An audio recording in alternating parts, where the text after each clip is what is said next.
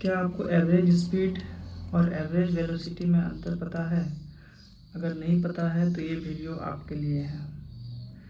Average speed को हम लोग डिफाइन करते हैं डिस्टेंस बाय टाइम और एवरेज वेलोसिटी को डिफाइन करते हैं डिस्प्लेसमेंट बाय टाइम।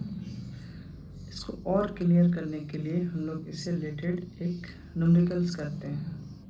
क्वेश्चन है, a car is moving along a straight line से OP in figure 3.1. It moves from O to P in 18 seconds and returns from P to Q in 6 seconds. What are the average velocity and average speed of the car in going from O to P and back to Q?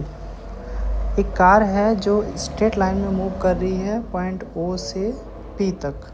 इसका distance है 360 metre. फिर car वापस P से Q point तक लौट आती है। तो यहाँ पे दो केसेस है, O से P और O से P and P to Q। दोनों केसेस में average velocity and average speed calculate करना है। तो देखते हैं इसका सॉल्यूशन क्या है। एवरेज वेलोसिटी का फॉर्मूला होता है डिस्प्लेसमेंट बाय टाइम इंटरवल, और इसको हम लोग लिख सकते हैं V average equals to x2 minus x1 by T2 minus T1, जहाँ पे x2 फाइनल पोजीशन है और x1 initial position.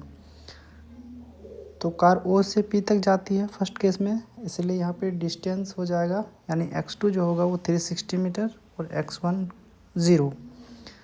T2 minus T1 18 second, 0 से P तक जाने में 18 सेकेंड का समय लगता है और इसका रिजल्ट आएगा 20 मीटर पर सेकेंड। नेक्स्ट है एवरेज स्पीड। एवरेज स्पीड जो होता है वो distance by time interval, distance को हम लोग पाथ लेंथ भी कह सकते हैं। तो ये हो जाएगा 360 बाई 18, ये हो जाएगा 20 मीटर पर सेकेंड। दोनों केस में यानी एवरेज वेलोसिटी और एवरेज स्पीड दोनों ही बराबर है, क्योंकि यहाँ पे डिस्टेंस और डिस्प्लेसमेंट दोनों बराबर है। दूसरा केस में एवरेज वेलोसिटी हो जाएगा 240 माइनस 0, क्योंकि सेकंड केस में जो कार है उसका फाइनल पोजीशन है Q पॉइंट और O से Q तक का जो डिस्टेंस है वो है 240 मीटर। तो 240 माइनस 0, और टाइम इंटरवल हमेशा ऐड ही होता है, इसलिए T1 plus T2 18 second plus 6 second, और इसका सॉल्यूशन हो जाएगा 10 मीटर पर सेकेंड। एवरेज स्पीड की बात करें तो ये पाथ लेंथ बाय टाइम, तो यहाँ पे पाथ लेंथ का एडिशन हो रहा है OP प्लस PQ, क्योंकि ये ऐड होता है।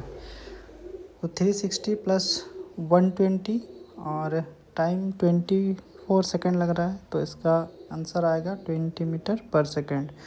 इस केस में average velocity and average speed दोनों बराबर है।